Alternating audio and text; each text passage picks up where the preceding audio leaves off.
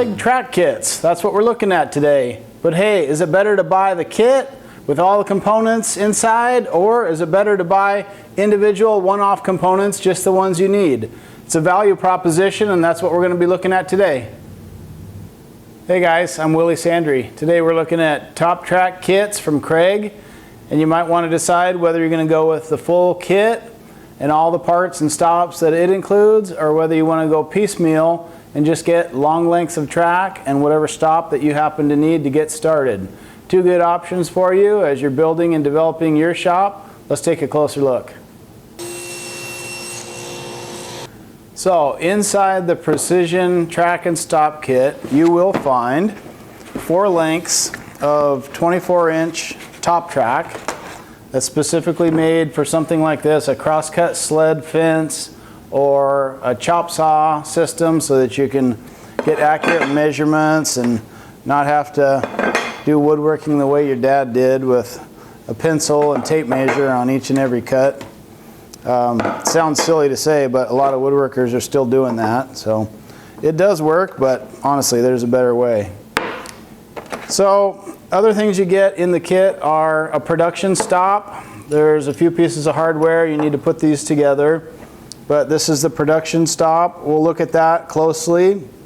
It's a really good system, and it just helps for just cut after cut after cut that you need to make. You need a board that's 28 inches long. Every time it needs to be 28 inches long. This may be what you're using.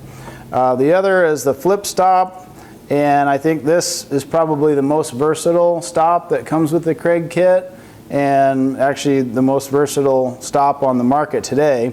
I've been using one for years. I know that I wouldn't want to be without this sort of a system, and because the main advantage is it flips out of your way. So we'll look at that in detail as well.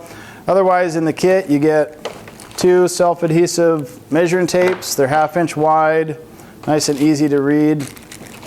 Hardware packets, screws, bolts, knobs, cursors, additional components for your stops. So let's get in here and take a closer look at it. Okay, well, let's dump out the hardware packet and see what we get in the kit. Assortment of hardware. We've got our cursor lenses with these nylon screws. This will be key for measuring off our scale. A packet of, looks like they're slightly less than 3/4, maybe 3/4 inch screws for attaching your track to your fence. Here are our self-adhesive measuring tapes. This is a component for the flip stop here, and as well some knobs and bushings for the flip stop. This is actually the knob for the production stop, and if you notice, there's actually a pretty nice construction detail here. It's got a pivoting tip, and that's so that when it comes into the back of the track system, the top track, it's non-marring that way, and I've found that that works really well against this anodized aluminum top track. So assembling the production stop, super easy, just a matter of threading in the knob, and why then you can just fit it over the T-track or the top track, and it'll just lock in place super firmly with that. So not too much mystery on the production stop. The flip stop does take a little bit of assembly, so we'll put that together here. Okay, so let's put together one of these Kreg flip stops. The long bolt, a washer, one of the large bushings. They're just 2 size bushings. There's most of them are this larger size. There is a smaller size bushing. There's only one of those. And so orient the little tail, the little dovetail type projection to the opening, and then you'll be able to install the bolt. Over here we get the same treatment. We have another bushing on the other side of the flip stop. Just put that little tab down so that it'll insert fully into the flip stop. And then After that, we have a bushing, a large bushing going the other way to mate into this attachment bracket that'll help connect the flip stop to the top track. Same thing there, just make sure the tab engages into the opening. There we go. And then comes another bushing. This is another large bushing on this side. Get that inserted. And once you have that in, we need one more washer. And then nut. This is a locking nylon nut. Okay, so we'll tighten that down a little bit further. And then we have our small bushing to install. And that just goes right on this side. Again, you want to make sure that the projection slides into the opening on the underside of the bracket. So just like that, we'll just need a little more tension with a wrench here, and we'll be ready to install our cursors. The T-Trak bolt is installed from the bottom, and a little tool-free knob on the top.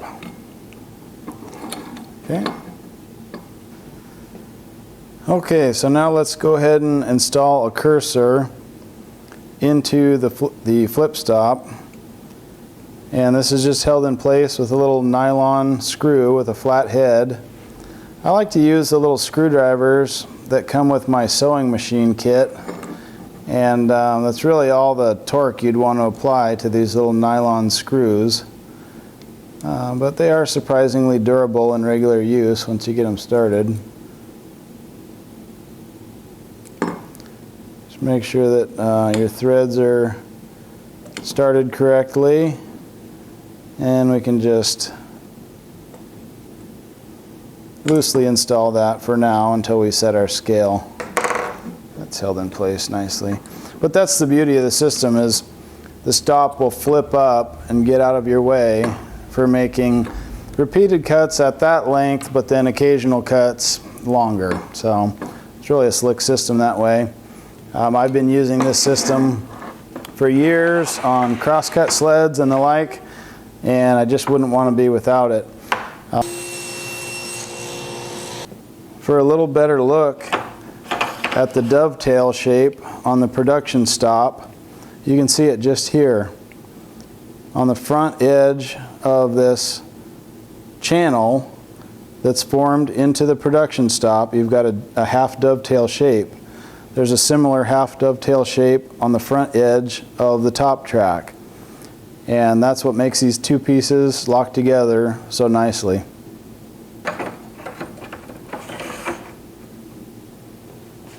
Okay, so what's stock and what's custom here? This is a stock flip stop. This is the size knob that will come with your kit, or the individual flip stop if you order it individually. This is a stock production stop. This is not included with the kit. It's a Rockler knob.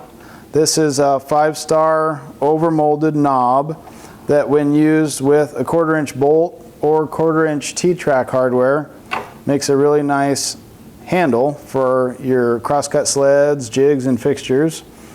And this is not stock. On this flip stop, I installed a little bit larger tool-free nut here, and sometimes I just want a little more torque to really lock things down. I've been using that for years, and I haven't had any issues with it deforming the top track or anything like that. So if you have clearance for the flip stop to come past a longer knob, that's an option for you. Otherwise, these knobs that come with it are pretty good too. What I'm impressed with is that the flip stop has no play in it. So long as you get this reasonably snug on the bolt here, this will have enough slack to move out of the way, but there's no wiggle to it. So once you set your dimension with the cursor, it's going to stay that way. So this top track is an integral part of the system. We have the T-Trak slot for any of the stops or hardware that you might add. And then on the front, there's the half dovetail shape to register against the production stop. And then there's this tab at the bottom, and that's really important to provide some rigidity to the track as well as the fence that it will install to.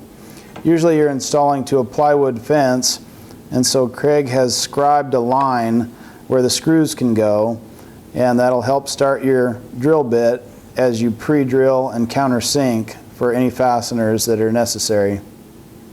So as far as the question as, hey, should I buy the full kit or the components, the answer may come down to what type of sled or jig you're building. I make a lot of these crosscut sleds for the table saw, and I usually want the top track to be part of the structural element of the sled. And so for me to use these 2-foot long components would actually limit the strength of the sled unless I was just making a shorter sled. But what I usually do is I'll get the kit, so I have all the stops, hardware, and components, but then I'll add a longer track, usually a 48-inch top track, and then I can make the sled any length I want, and I have that kind of an I-beam effect where the aluminum runs the full length of the sled, and it just keeps it really strong that way.